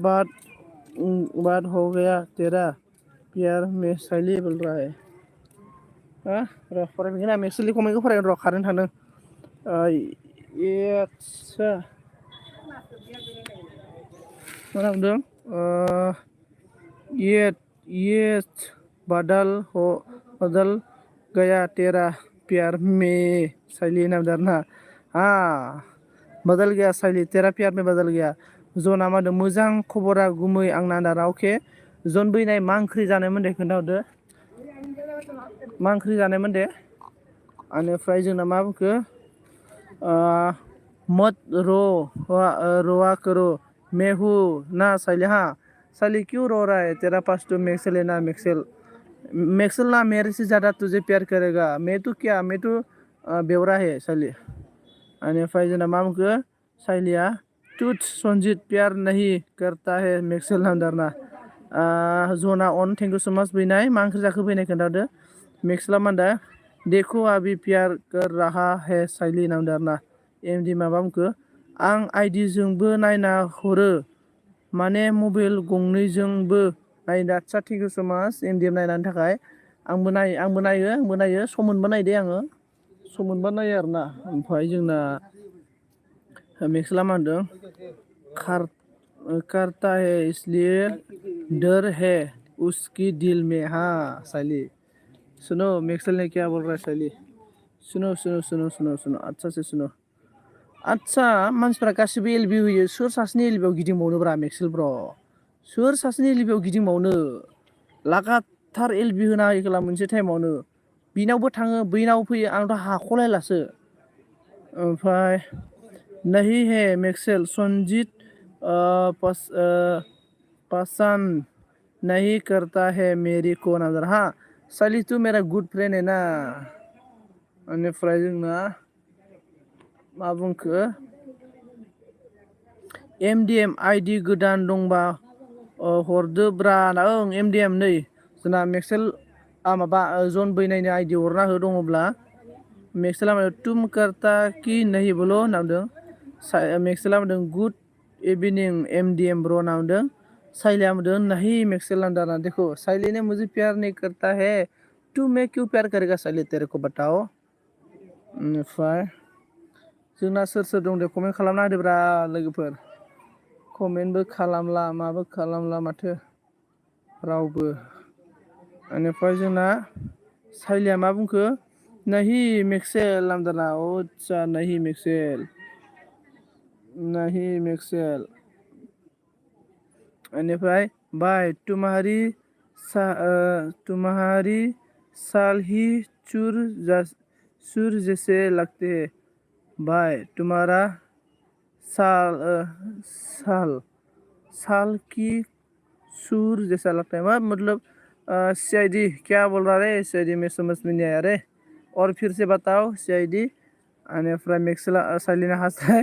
मेक्सेला माने तू मुझे करता है ना मैं हो ना तेरा साथ कुछ देखता है कुछ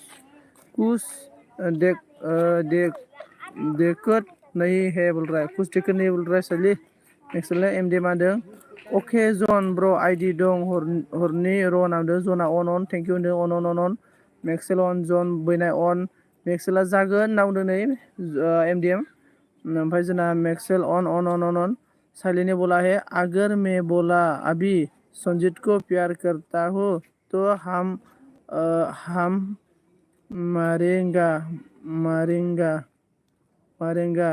मारेंगा बोला संजीत मोरा बोल रहा है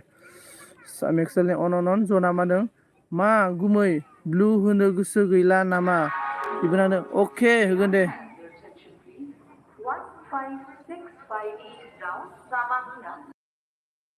Brahmaputra Mail is arriving shortly on platform number 1. Thank you. Goodbye. Mixela साइली ने बोला ओके मेक्सेला अन जोंना केके लाइक दान थेंक इउ सो माच लाइकनि थाखाय बेनिफ्राय जोंना केके लाइक दान जना अन थेंक इउ सो माच केके अन थेंक इउ केके लं कमेन्ट खालामदो दे केके ब्र बेनिफ्राय जोंना मेक्सेला होदों आइली लिया साइली सोना तेरा प्यार नाम दाना केके अन साइली तुझ फिर से कमेंट पढ़ो मोरा सुजीत क्या कमेंट पढ़ा है साइली ओमफ्राय केके अन थेंक इउ बेनिफ्राय जना दं अन दं दे आं गुमैनो अके केके अन ओमफ्राय ओइ मेक्सेल संजीत को बोलो फिर से कमेंट पढ़ो बोला कौन सा कमेंट पढ़ना है साइली ओमफ्राय केके अन ओमफ्राय जोंना मोसाहारिया मा होनदों लकडाउनाव दा थेंक इउ सो माच जोंना मोसाहारि आब' ओमफ्राय जना बुंदों आरोना आं ओंखाम जानोसै गुमैना जोंना दे ओंखाम जानोसैबा दे बेनिफ्राय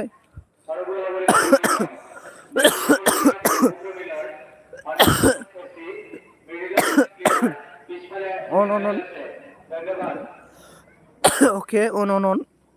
दे जन ब्र दे ओंखाम जा दे ओमफ्राय जोंना केकेआ अन thank you KK thank you मेक्सेला बुंबाय संजीत गरला अमा नङा कन्डम हो हाबायाव दाउला होनना दे एकदम पिकिं खालामना हैगोन दे आङो टेनसन खालामनाङा गामियारिया हेलौ नारा हेलौ आब' मस्ट वेलकाम नैलै फुवानफोरा मा रायलायखो गामियारि आब' ओमफ्राय जोंना हिसकिया राजायाबो फैला माथो गामियारि आब' नोंखौ जि हिसकिया राजा गाबज्रिबाय थायो अल फ्रेन्ड प्लिज जयनिं मि होनना बुंदों बेनिफ्राय जोंना मा होनना बुंखो केकेआ अके ओमफ्राय साइलिने बोला ऊपर का परो मोरा संजय साइले इतना दूर चला गया फिर से बोलो पड़ेगा ओमफ्राय जना अके केके अनन जोंना मोसारिया होनदों ओंखाम संदों दा आदसा मोसारिया मा ओंख्रि संदों दे खोन्थाहरदो दे बेनिफ्राय जोंना जनानो अखा हायाखै नामा गुमै गैयालै बिराद गरमथार अखायानो हायाखै माथो ओमफ्राय बरफसो गोलैजानो लुगैदोंमोन आङो बेनिफ्राय जोंना माबाया मेक्सला मा होनदों लंबा कमेंट है पता नहीं कब पड़ेगा रात हो जाएगा नों केके अन जों जोंनिथिं बार अखा फैदों अके नोंसिनिथिं बार अखा फैदों आरोना जन ब्र केके अन साइलेंट टू मोरा संजीत बोल रहा है कमेंट रोक रहा है ना क्या मोरा संजीत नोंलाय कमेन्टआ थाबथाला बायदों ओमफ्राय जोंना केके होनदों अल फ्रेन्ड सापर्ट आरोना जोंना मन' फैदों आरोना मस्ट वेलकाम आसोल नावदों केके अन एन्ड आइ एम बेक होनदों मन'आ आदसा ओमफ्राय केके अन जन अन थेंक इउ सो माच आइ एम बेक आसोल नावदों अके ओमफ्राय साइलिया मा होनदों मे बोला है मे बोला कि अगर मैं अभी बोला कि तेरी को प्यार करता तू रोको करता तू आं बुजियासैलै साइलि मा बुंखोथाय नोङो आं बुजियासै ओमफ्राय तू करेगा होनदाना ओइ साइलि करता प्यार करता तू करता है तू करेगा ना साइलि प्यार मैं नहीं करता रे किसी से ओमफ्राय जोंना एथ' गोलाव कमेन्ट दं दासो बेसे सफैदों लागायगासिनोलै र' नै आसोल कमेन्टखौ मानो एथ' स्ल' फरायखो होनदाना नैलै सिख्लाफोर नायबाय थादों आं बिराद माने सिख्लाफोर दं आरोना आदै गिदिर गिदिरनो फेन्दा गिदिर गिदिरनो नायगासिनो आरोना ओंखायनो कमेन्टआ लेट जाबाय फरायनाया ओमफ्राय केके अन आं गोजानथार नाथुर गोरान संदों ना आदसा जोगोनारजों नाथुर गोरान आरोना दे आइ मनो टाइगार इज बेक आदसा दे अके ओमफ्राय अल फ्रेन्ड सापर्ट करो केकेखौ ओमफ्राय जोंना अन आंहा मैया फुंनि रायलायनाया जोबादों आदसा ओमफ्राय मेक्सेल संजीत को पढ़ना नहीं आता हा साइलि मुझे कमेंट पढ़ना नहीं आता है जोमाव माहाजोन आं बिखायनो बिखारिखा नामदारा जोमाव केके ब्र मन'आ बिखारिसो नामदारा मेक्सेला साइलिनो बोला मानि बुजिया नों मरा संजीत नामदारना मन' होनना बुंदों हेलौ संजीत आं बिखारिसोखा ना मा होनो संजीत साल्थे नामदारा ओद मन' मालिकसोब्रा नोङो मन'आ नै मिनिहरबाय साइलिनो बोला ओइ मेक्सेल संजीतखौ देखो नामदारा मन'आ बुंदों संजीत साल्थे न'आवनो दं ना गाबोन उदालगुरियाव थांबा लोगो हमनो हागोन नों आंखौ होनदारा आं न'आव गैयालै आं माबायावसो दङ राङापारायावसो दंफैयो आङो ओमफ्राय मेक्सेला मा बुंदों देखो हे नामदारना मन'आ मा बुंदों जोमाव माहाजोन फैदों आसोल संजीत साल्थे नामदारा जोमाव माहाजोनखालै बुहुद माहाजोन एकदमबारे अन मेक्सेला मा बुंदों ये सब सरोय क्या कर रहा है साइलि नामदारना केकेआ मा होनदों मानो मन'आ मानो बेखार जाखो जोमावनो मन'आ बुंबाय जोमाव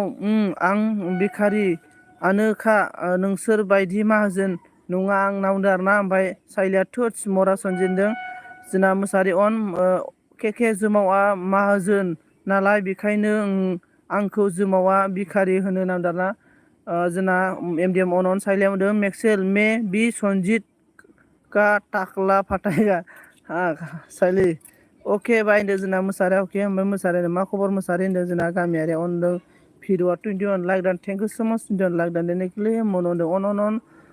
जना अन थेंक इउ सो माच जन बैनाय मनआ मा होनदों जाय जि होनो होनबाय थादों मा थाथो ना मा होनो केके ब्र लोगो ओंलै माने जि माने बुंनाया बुंबाय थादोंब्रा जेबो नङा मावलांनाया मावलांबाय थाल' बेनिफ्राय फाथाद' उसका साइलि नामदारना बिजों हायालै मन' जोमावआ फाग्लाजों नारना जोमाव फाग्लाजों अन फिर अन थेंक इउ संजीत तूने मुझे बोला कि तू प्यार नहीं करता है तो मैं किससे करो ये बोला तूने। हाँ साइली मोरा तेंदुलु गेद्दा खाने वाला। इसके बाद मोनो ने बोला के ब्रो जों फोर बायदि गरिब आलाय बे जुमाव बायदि माहाजोन दोनाव जों जरा जाग्रा मानसि जों ना मा होनो आसोला दा ओं बेनिफ्राय जोंना न' मा होनो गाइस नो गाइस अके एवरीवन। ओमफ्राय साइलिया मा होनदों हाय मैक्सवेल संजीत को मेरी कमेंट समझ में नहीं आ रहा है उसे थोट्स ना। इसके बाद जोंना फिरुनि हासरा है संजीत साल्टे जायनि जोनै होनबाय थाथों ना मा होनो संजीत साल्टे ओंलै ओं। बेनिफ्राय जोंना साइले हासरा है फाग्ला जों फाग्ला जानो हाया ना मा होनो गाइस जों जानो हाया। बेनिफ्राय जोमावा मिनिबाय ओइ संजीत सुनो ना हा बोलो एमडीएम ना अन मना बांखौ जोमाव बिदि दिनै नारा। ओमफ्राय मेक्सेला बिदि दिनै मानसिजों हायालै धोनि मानसि हायालै ना मा होनो गाइस नामजादा हायाथ' आरो। ओमफ्राय जोंना मेक्सेला मा होनो तुम भी मत छोड़ो संजीत को साइली वो रहेगा नामदारना। बेनिफ्राय जोंना मा बुंखो फिरुआ मिनिबाय आरोना।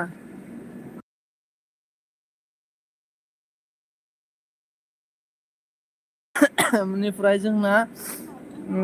फिरुनि आस्रा है साइली ने बोला नहीं रहेगा मैक्सवेल संजीत तो संजीत है दारा आज ड्रीम 11 कौन 11 कितने आज ड्रीम 11 कौन जीतेगा संजीत मुझे मालूम नहीं रे कौन जीतेगा। बेनिफ्राय मन'आ सिख्ला मानसिखौ केस होग्राया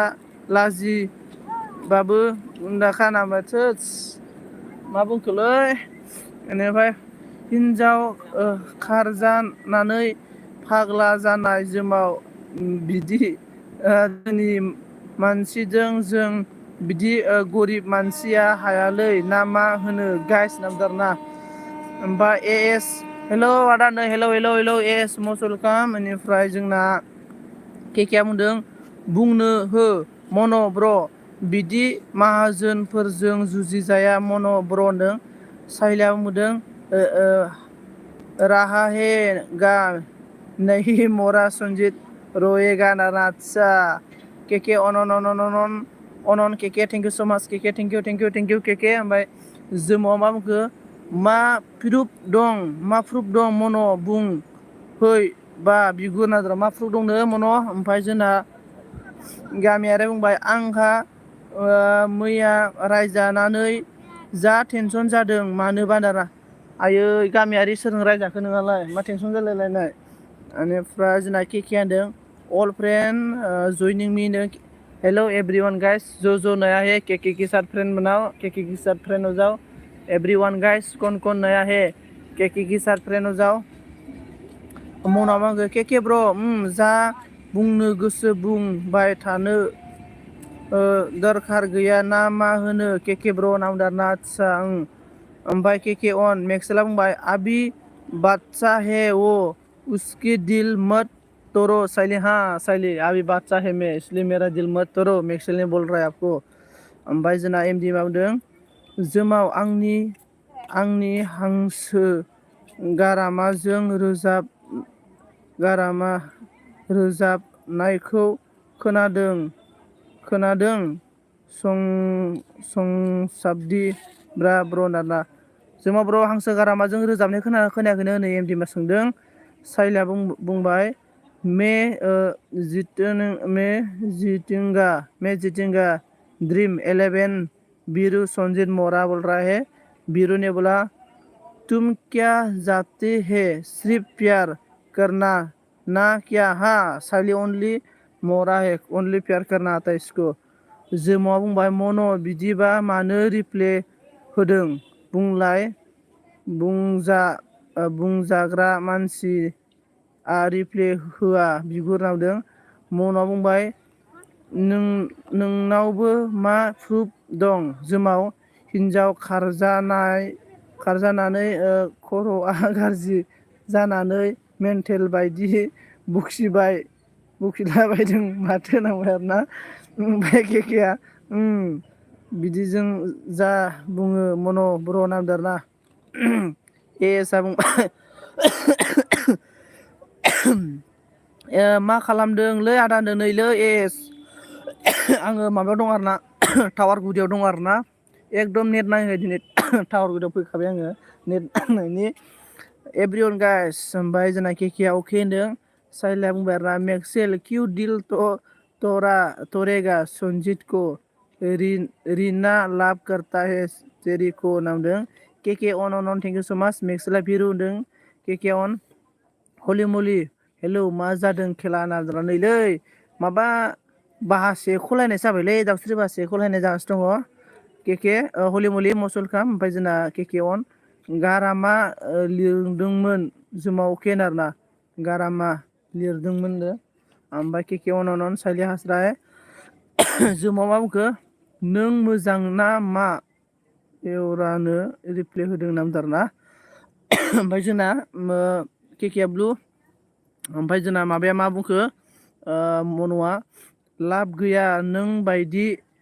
धोनि खर' गाज्रि मानसिजों जुजिनो गोनांथि दं होननानै आं साना जोमाव नांबाय नै जोमाव। ओमफ्राय गामियारि बुंबाय मैया फनि रायजादों बुरजाजों दाना मा होनदों मैया फन रायलायनाया रायजादों बोरायजों फन रायलायनायाव बोरायजों रायजादों आरोना। बिखायाव बारना दोननांगौमोन बे बोरायखौ मानो फन रायलायो। बेनिफ्राय जोंना केकेआ अन थेंक इउ सो माच। मना बुंबाय केके ब्र बेफोरबायदि धोनि फैसा थाखानि सायाव उन्दुग्रा मानसिया गोरिबफोरनि दुखुखौ बुजिया ना मा होनो केके ब्र नों। साइलाया बुंबाय मोरा क्यों दौड़ेगा तेरे दिल तो थोड़े ना लाभ करता है मेरी से मोरा संजय उर्ला बोला है।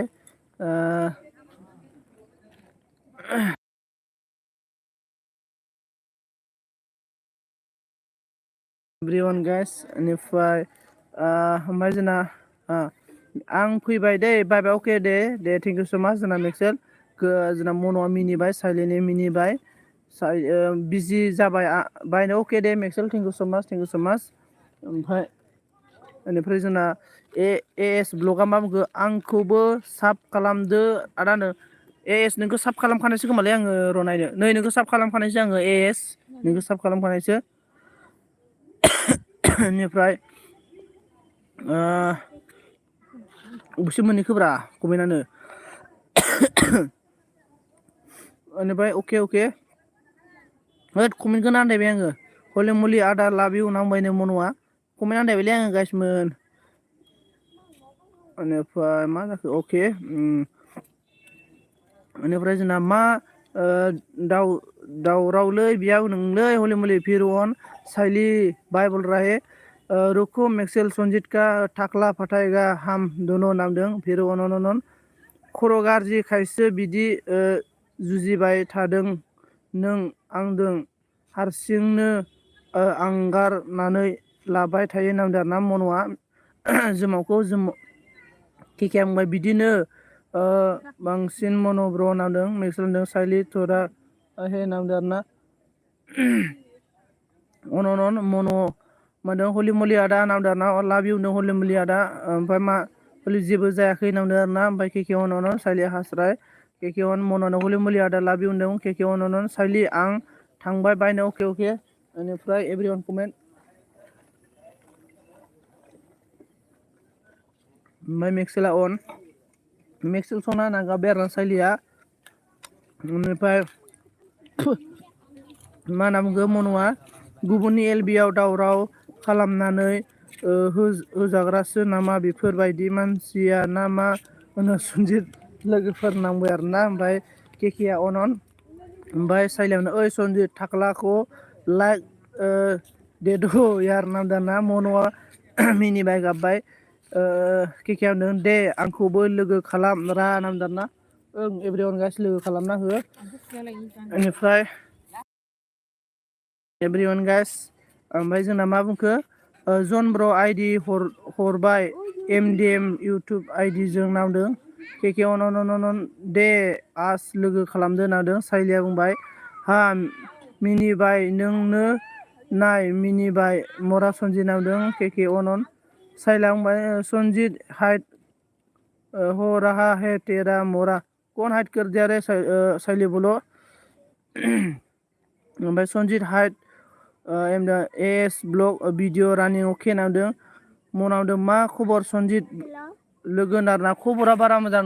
नङा खबरा बिदिनो आरोना थिगानो दङ ओमफ्राय दङ बिदिनो नै लोमजालाबायना दंलै आंबो थें थेंसो जाना दङ बेनिफ्राय जोंना मानो ब्लु लाखो आसोल नामजादा आं रावनोबो ब्लु होखायाखै आङो मानो ब्लु लाखो आं ब्लु होखायाखै ब्लु होखानाय जायनो होनाय बेनो होखानायखा फिथाइनो ब्लु होखानाय आं होखानायखा आरोना ओमफ्राय एमडिएम साब खालाम दे नामदों बिथराय होनदों दासो आंहा आदानो अके जेबो नङा मन'आ बुंदों ओइ सनजित र' आं दुगैनि आं बिराद गरम मोनदों अके मन' अके दे थेंक इउ स' माच सापर्ट खालामनायनि थाखाय थेंक इउ स' माच मन' थेंक इउ केकेआ बुंदों आरोना एमडिएम साब दन प्लिज रिप्ले नामदों केके अन केके अन हले मुलि होनदों जयनिं मि गाइस नामदों जोमावा अनदों थेंक इउ स' माच अन थानायनि थाखाय एभ्रिवान गाइस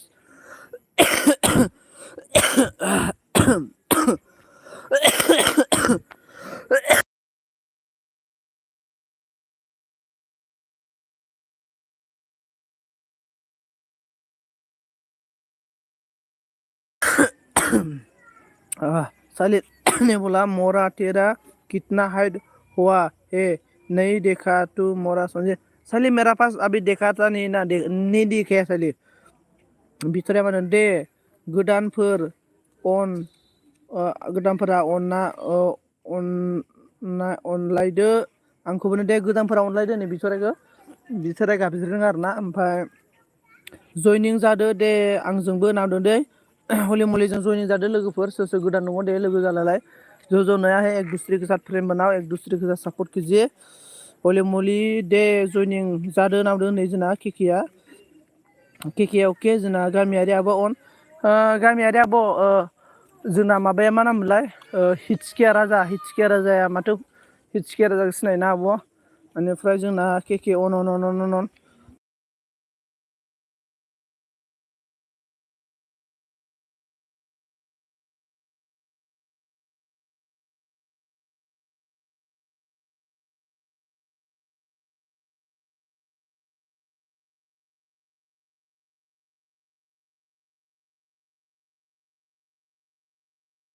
अके ब्लु होदो जयनिं जानो होनदों हलि मलि आं नोंनो ब्लु होबाय दे आं माने दसे साइलेन्ट जाथ'नोसै आरोना दै र'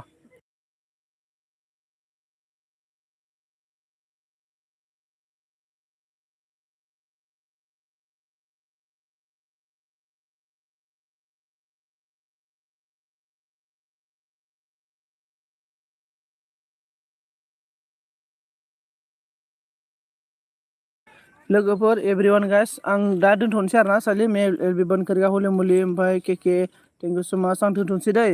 लोगोफोर आं न'आव थांफिनसै आरोना आं टावार गोनां जायगायावसो दंफैयोमोन नालाय जोमा ब्र' दानो होनां दाना जोमा ब्र' ना आं साइलेन्टआव दोननांगोन आरोना माने लामा थाबायलांबा माने दावराव गारि मथरनि दावराव जायोना जुदि नोंसोरो थाथ'योब्लालाय आं अन दोनगोन आरोना ओमफ्राय आं रायज्लायनो हानाय नङा आरोना आं माने लामा थाबायलांनो दावराव जायोना आरो सौथुलाबायनो नागिरो अके दे होमबालाय आं दसे अन दोनथ'नोसै आरोना लोगोफोर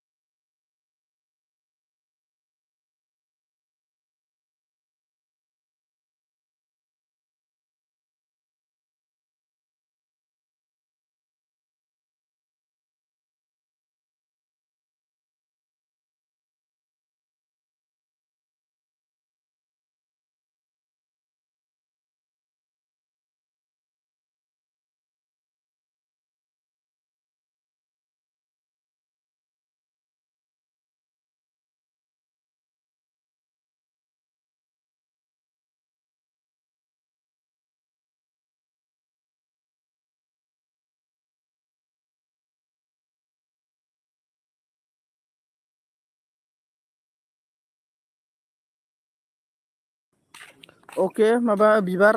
दादा नामदार ना ब्लु माने आं एलबिद दोननोसैदांलै र' बिबारनो ब्लु होना होनो आं मालाय दे जोंना माबा केके नोङो बिबारखौ साफ खालामबानो जाबाय बिबारा नोंनो बेक खालामगोन बयस गैला ना बयस गैला माने बयसा दङ आं लामा लामा थाबायदोंलै एसे लामा लामा थाबायनायाव सौदावलांनो नागिरलाबायना हाग्रायाव हाबस'नहैलाबायनो नागिरो ओंखायनो आङो बन्द' खालामदों आरोना दै गाज्रि मोननाङा नोंसोर दसे कमेन्ट गेलेलायबाय थाबानो जाबाय सौदावलाबायनो नागिरो ना